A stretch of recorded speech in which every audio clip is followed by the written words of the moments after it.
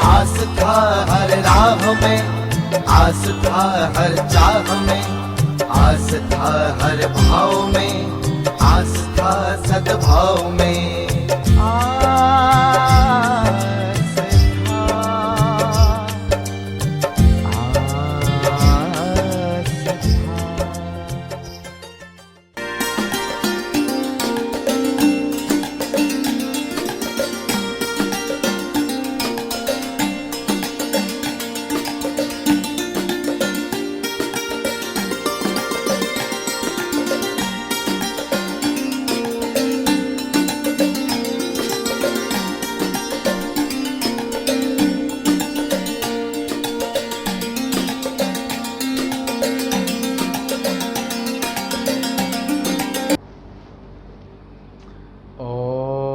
पूर्णमदः पूर्णमिदं पूर्णात् पूर्णमुदच्यते पूर्णस्य पूर्णमादाय पूर्णमेवावशिष्यते। ॐ शान्तिः शान्तिः शान्तिः। आज 9/8/2020। ये लाइट चालू कर दो।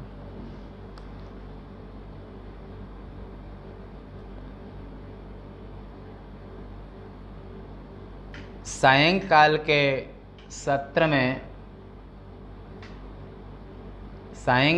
सत्र में प्रस्थानत्रयी मीमांसा के अंतर्गत ब्रह्मसूत्र प्रस्थान में ईशावास्य उपनिषद में कल तक 15वें मंत्र तक प्रसंग श्रवण किया था। आज 16वें मंत्र का आरंभ से हिरण्यमयेन पात्रेण सत्यस्यापि हितं मुखं तत्त्वं पौषन् अपावृणु सत्यधर्माय दृष्टये।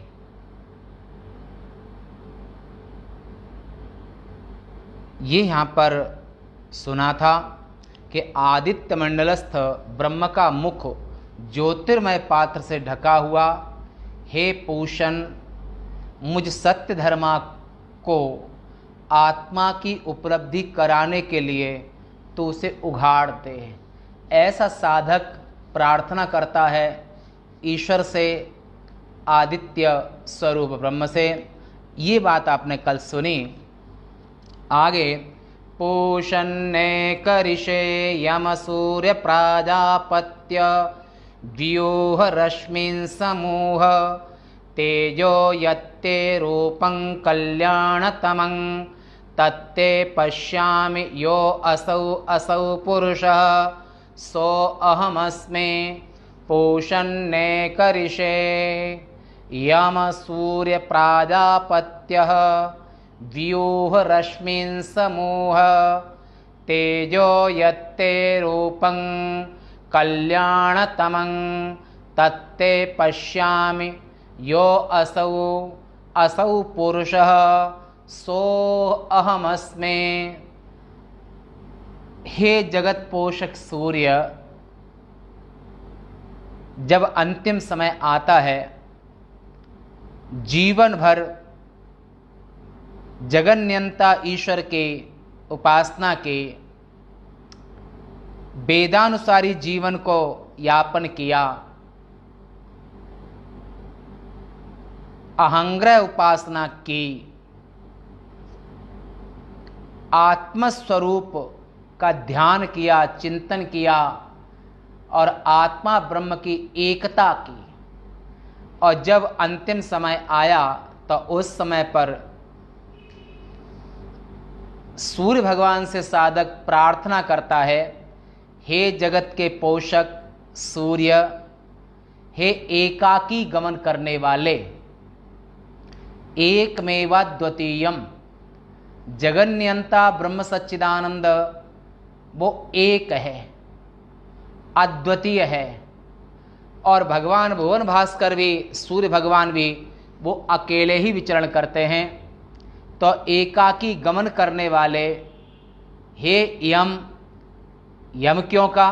क्योंकि संसार का नियमन करने वाले, संसार को उठाने सुलाने वाले, जब भगवान सूर्य उदय होते हैं तो सबकी नींद भंग होती है।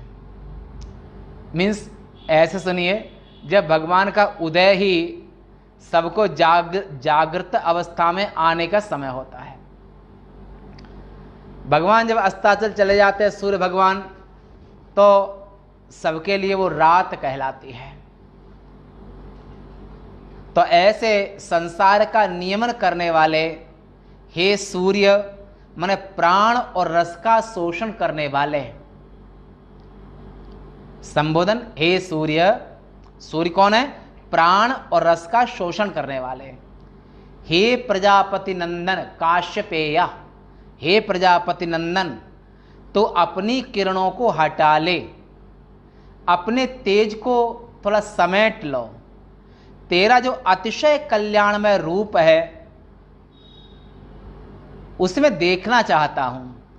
यह जो आदित्य मंडलस्थ पुरुष है वह मैं हूं। साधक इस तरह से जीवन भर भी अक्षिस्त, ये सामवेद के छांदोग्य उपनिषद में अक्ष विद्या श्रवण करने को मिलेगी। तो वहाँ पर जो सूर्य भगवान हैं, आदित्य हैं अंतरिक्ष में, और तुम्हारे आँख में जो पुरुष है, ये दोनों एक हैं। जो आँख में है वही आदित्य मंडल में है, जो आदित्य मंडल में है वही व्यष्टि देह में आँख में विद्यमान है। तो ऐसे जो आदित्य मंडलस्थ पुरुष है वह मैं हूं। भाष्यकार इसके विषय में ऐसे कहते हैं कि हे पूषण, संबोधन सूर्य का, जगत का पोषण, पोषण माने पुष्प पोषणे, तो यहां पर जगत का पोषण करने के कारण सूर्य पूषा हैं। वह अकेला ही चलता है, इसलिए एक ऋषि है। ऋषि किसे कहते हैं? ऋष ज्ञान धातु है, जो ज्ञान में रत है, जो ज्ञान में आरूढ़ है। ज्ञान का मतलब उपनिषद विज्ञान, वेद विज्ञान, वेदोखिल ज्ञान राशि, संपूर्ण ज्ञान की राशि वो भगवान वेद हैं। और वेद का जो 4% भाग है उसे उपनिषद कहते हैं। और सूर्य भगवान के लिए कहते हैं हे एक ऋषि, एक ऋषि सबका नियमन करने के कारण यम हैं, तो उनका नाम यम पड़ गया कि प्रत्येक प्राणी की आयु का हरण भी भगवान सूर्य ही करते हैं। अगर एक दिन सूर्य अस्त हो गया तो जीव की एक दिन की आयु कम हो गई। और भगवान भुवन भास्कर एक वर्ष माने 12 राशि में घूम लिए, तो जीव को जितनी श्वासें, जितनी जिंदगी मिली थी, उस जिंदगी में 1 वर्ष कम हो गया। तो जीव की आयु का हरण करने वाले, और तो आयु का हरण करने के कारण वे यम है। हे यम, किरण, प्राण, रसों को स्वीकार करने के कारण वे सूर्य हैं। हे सूर्य, प्रजापति का पुत्र होने से प्राजापत्य उपधा में दीर्घ होता है, तो वो अर्थ पुत्र में चला जाता है। प्रातिपदिक के पहले अक्षर के बाद अगर उपधा में दीर्घ होता है तो वो अर्थ पुत्र में चला जाता है। प्रजापति शब्द है, और प्रजापति में पहले अक्षर प्रा है और पा में आ का डंडा हो जाता है, तो प्रजापति के पुत्र में अ चला जाएगा, और ये शब्द का उच्चारण होगा प्राजापत्य, प्राजापत्य माने प्रजापति का पुत्र। तो हे प्राजापत्य सूर्य का नाम है। अपनी किरणों को दूर करो, अपने तेज यानी कि संतप्त करने वाली जो ज्योति को पूंजीभूत एकत्र अर्थात शांत कर दो। तेरा जो अत्यंत कल्याणमय अर्थात परम सुंदर स्वरूप है उसे तुझ आत्मा की कृपा से सूर्य आत्मा जगतस्थुकस्य, प्रत्येक जीव की आत्मा सूर्य है। सूर्य में जो पुरुष है वही व्यष्टि में हमारे तुम्हारे अंदर वही पुरुष विद्यमान है, अक्षिस्थ पुरुष। तो यहाँ पर और जिस जो देह के अंदर जो प्राण है और जो शरीर के अंदर प्राण है और समष्टि प्राण भगवान सूर्य हैं। व्यष्टि में हमारे तुम्हारे शरीरों में प्राणों का संचारण होता है। तो ये तो कहा ये अत्यंत कल्याणमय परम सुंदर स्वरूप उसे तुझ आत्मा की कृपा से मैं देखता हूं, तथा यह बात मैं तुझसे सेवक के समान याचना नहीं करता, क्योंकि यह जो व्याहृति रूपी अंगों बाला, व्याहृति कौन सी हैं? सूर्य को गायत्री भी कहते हैं। गायत्री भी प्रकाश स्वरूप है, तेजोमय है। भर्ग नाम दिया गायत्री का, भर्गो देवस्य धीमहि, भर्गो देवस्य धीमहि, तेज। तो भूरिति शिरः, भुवरिति बाहु, स्वरिति प्रतिष्ठा, ये बृहदारण्य उपनिषद के 5-5-3 में, अर्थात उसका भू यह सिर है, भुवः यह भुजाएं हैं दोनों, स्वः यह प्रतिष्ठा यानी कि चरण है। तीनों व्याहृति, भूर्भुवः स्वः, 3 व्याहृति हैं। और तीनों व्याहृति की गणना गायत्री मंत्र के साथ में नहीं आती है। पूज्य गुरुदेव प्रातः स्मरणीय अनंतस्य विभूषित श्रोत्रिय ब्रह्मनिष्ठ पूज्य स्वामी हरिहरन सरस्वती महाराज नैमिषारण्य ब्रह्म विज्ञान पीठ के संस्थापक, उन्होंने जब एक बार बहुत पहले की बात है तो उन्होंने गायत्री मंत्र के अक्षर गिन करके बताए थे। तो उसमें पूज्य गुरुदेव ने व्याहृति को उसमें नहीं गिना था और व्याहृति के बाद तत् से शुरू किया था। उसके बाद वो 24 अक्षर हुए थे। ऐसे पूज्य गुरुदेव का यहाँ पर स्मरण करते हैं। और आप जो भी श्रवण कर रहे हैं ये पूज्य गुरुदेव का अनुग्रह है, आशीर्वाद है और उनकी कृपा है। पिता जैसे पिता की आत्मा पुत्र होता है, ऐसी शिष्य गुरुदेव की आत्मा होता है। गुरु के ज्ञान का ही वो प्रसार करता है। तो यहाँ पर गायत्री मंत्र में जो पहले भूर्भुवः स्वः 3 व्याहृति हैं। तो भू व्याहृति माने शिरः और भुवा माने बाहु, दोनों बाहु। स्वः व्याहृति यानी कि पैर, प्रतिष्ठा यानी कि चरण, ये तीनों व्याहृति। तो ऐसे जो व्याहृति रूपी अंगों वाले आदित्य मंडलस्थ पुरुष है, जो पुरुषाकार होने से अथवा जो प्राण और बुद्धि रूप से समस्त जगत को पूर्ण किए हुए हैं, जो शरीर रूपी पुर में शयन करने के कारण पुरी शयनात् पुरुषः, शरीर रूपी पुरी में शयन करने वाले हैं, इसलिए भी उनको पुरुष कहते हैं।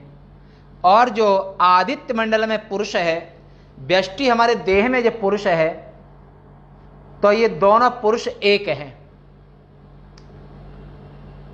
माया विद्ये विहायैव उपाधि पर जीवयो अखंडं सच्चिदानंदं पर ब्रह्मैव लक्ष्यते। संपूर्ण जीव अनंत जीव हैं, इन जीवों की उपाधि अविद्या, तस्य कारण अविद्या, एक दुष्ट अतिशय दुख रूपा तैवस जीव परा तम कूपा। तो संपूर्ण जीवों की जो उपाधि है उसका नाम अविद्या है, और ईश्वर की जो उपाधि है, ईश्वर की उपाधि का नाम माया है। अब माया और अविद्या अगर इन दोनों को त्याग दो तो जीव और ईश्वर में कोई भेद नहीं है। और माया और अविद्या दोनों जब तक रहेंगी तब तक जीव की ईश समान। गोस्वामी जी ने कहा है कि जीव कभी ईश्वर नहीं हो सकता है। किस दृष्टिकोण से कहा है? उन्होंने इस दृष्टिकोण से कहा है कि जीव की उपाधि अविद्या और ईश्वर की उपाधि माया, और जब तक ईश्वर की उपाधि माया रहेगी और जीव की उपाधि अविद्या रहेगी, तब तक जीव और ईश्वर में अभेद कभी हो ही नहीं सकता है। तो वहां पर ईश्वर की उपाधि अविद्या का त्याग कर दो, वो भी माया कार्य है, माया रूप है, और इधर जीव की उपाधि अविद्या को नष्ट छोड़ दो, त्याग दो, और ईश्वर की उपाधि माया को त्याग दो। तो वहां पर न जीवत्व रहेगा न ईश्वरत्व रहेगा, दोनों ही अखंडं सच्चिदानंदं पर ब्रह्मैव लक्ष्यते, दोनों ही एक रूप हैं, ब्रह्म स्वरूप है। हनुमान जी ने यही कहा था, पूछा था। तो हनुमान जी महाराज ज्ञान नाम अग्रण्यम, बड़ा सुंदर उत्तर दिया था मर्यादा पुरुष श्री राम जी से कि प्रभु अगर आप पूछते हैं हमारे तुम्हारे क्या संबंध है, तो देह दृष्टया तो दासो हम, हे नाथ आप स्वामी हैं, ईश्वर हैं, हम आपके सेवक हैं। कौन सी दृष्टि? देह दृष्टि। और अगर आप जीव दृष्टि से पूछना चाहते हैं तो आप अंशी हैं, हम आपके अंश हैं, ईश्वर एक है, न तस्य प्रतिमास्ति, और जीव नाना है। तो आपके अंश सूर्य एक हैं, पर जितने घट रखे जिम घट कोट एक रवि छाई, ईश्वर एक है, और ईश्वर की छाया स्वरूप जीव ये अनंत हैं। तो जीव दृष्टिया हे नाथ, जीव दृष्टि से तव अंशभूत, आपका अंश हूं और आप अंशी हैं। और अगर आप आत्मदृष्टि से संबंध पूछना चाहते हैं तो तवई बाहम, आपकी उपाधि ईश्वर की उपाधि अविद्या, अविद्या और जीव की उपाधि, ओम पुनः सुनिए, ईश्वर की उपाधि माया और जीव की उपाधि अविद्या। तो ईश्वर की उपाधि माया का त्याग कर दो, और ईश्वर की और जीव की उपाधि अविद्या का त्याग, जब दोनों को त्याग कर दो तो जीव और ईश्वर दोनों ही नहीं रहेंगे। तो यहां पर जीव और ईश्वर की एकता हो जाएगी, पर कब? उपाधि त्यागने पर। ऐसे यहां पर तो हे यहां पर अब इस देह रूपी उपाधि को हम छोड़ने वाले हैं, और देह रूपी उपाधि छोड़ करके आपके स्वरूप में लीन होना चाहते हैं। इसलिए वह मैं ही हूं, और आदित्य मंडल से जो पुरुष है वो पुरुष मैं ही हूं, ऐसा यहां पर कह करके साधक ने आगे मरणोन्मुख उपासक की प्रार्थना, देह छोड़ने के समय, मृत्यु काल में जब मरणासन अवस्था है, तो मरणासन अवस्था में साधक पुरुष क्या प्रार्थना करता है, ये उपनिषद के ही भाव से श्रवण करते हैं। वायुरनिलमृतं अथेदं भस्मान्तं शरीरम, ओम कृतो स्मर कृतं स्मर कृतो स्मर कृतं स्मर, वायुरनिलमृतं अथेदं, वायु अनिलं अमृतं अथेदं भस्मान्तं शरीरम, ओम कृतो स्मर कृतं स्मर कृतो स्मर कृतं स्मर। 17वां मंत्र। हिंदी में इसका यह भाव होगा कि अब मेरा प्राण सर्वात्मक वायु रूप सूत्रात्मा, ईश्वर का तृतीय शरीर, मेरा प्राण हिरण्यगर्भाख्य जो प्राण है, समष्टि प्राण है, सूत्रात्मा विराट, हिरण्यगर्भ, सूत्रात्मा, ये ईश्वर के 3 शरीर हैं। स्थूल देह, सूक्ष्म देह और कारण देह, ये 3 जीव के शरीर हैं। और तीनों शरीर के अभिमानी विश्व माने स्थूल देह के अभिमानी जीव का नाम, तेजस सूक्ष्म देहाभिमानी जीव का नाम, प्राज्ञ माने कारण देह के अभिमानी का नाम। तो तीनों देह जीव के भी हैं, तीनों देह ईश्वर के भी हैं। तो यहां पर स्थूल सूक्ष्म देह दोनों नष्ट होकर के और तृतीय शरीर जीव का और तृतीय शरीर सूत्रात्मक प्राण यानी कि जो समष्टि, जो व्यष्टि प्राण हमारा है वो समष्टि प्राण के साथ है वायु रूप सूत्रात्मा को प्राप्त हो, मन समष्टि प्राण को, हमारा व्यष्टि प्राण समष्टि प्राण में एक हो जाए, यह शरीर भस्म शेष हो जाए, ऐसा संकल्प करता है। हे मेरे संकल्पात्मक मन, मन को संबोधन करते हैं, अब तू स्मरण कर, अपने किए हुए को स्मरण कर। कृतस्मर कृतस्मर, हे मन जो तुमने किया है उसका स्मरण करो, अब तू स्मरण कर, अपने किए हुए को स्मरण करो। भाष्यकार इसका ऐसा भाष्य करते हैं, अब मुझ मरने वाले का प्राण माने जीव का प्राण अपने अध्यात्म परिच्छेद को त्याग करके, यानी कि इस माता पित्रोद मलोद्भूतं मल मांस मयंग बपु त्यक्त्वा चांडालवत दूरम, इस माता पिता के मल से जो पैदा हुआ पंचीकृत पंच महाभूतों से जो स्थूल देह है इसका भी त्याग कर रहा हूं, और सूक्ष्म देह है 5 ज्ञानेंद्रियां, 5 कर्मेंद्रियां और 5 प्राण, इनको भी समष्टि में मिला रहा हूं।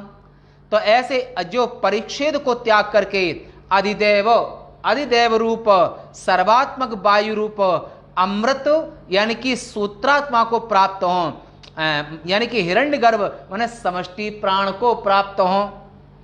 इस प्रकार इस वाक्य में प्रतिपद्यताम एक क्रियापद है, प्रतिपद्यताम इन्वर्टेड को माने क्रियापद है, यह क्रियापद जोड़ लेना चाहिए इस जगह पर। यहां यह समझना चाहिए कि ज्ञान और कर्म के संस्कारों से युक्त सूक्ष्म देह है और वो ज्ञान और कर्म के संस्कारों से युक्त है? यह लिंग देह, लिंग देह माने 5 ज्ञानेंद्रियां, 5 कर्मेंद्रियां, 5 प्राण, अंतःकरण मन बुद्धि चित्त अहंकार। 5 ज्ञानेंद्रियां कौन सी? श्रोत्र त्वचा चक्षु जिह्वा और घ्राण, ये 5 ज्ञानेंद्रियां हैं, इनसे ज्ञान होता है। 5 कर्मेंद्रियां वाक पाणि पाद उपस्थ और गुदा। अंतःकरण मन बुद्धि चित्त और अहंकार। प्राण अपान व्यान उदान और समान, ये 5 प्राण। तो एक जीव एक 24 घंटे में 21,600 बार श्वास लेता है और छोड़ता है।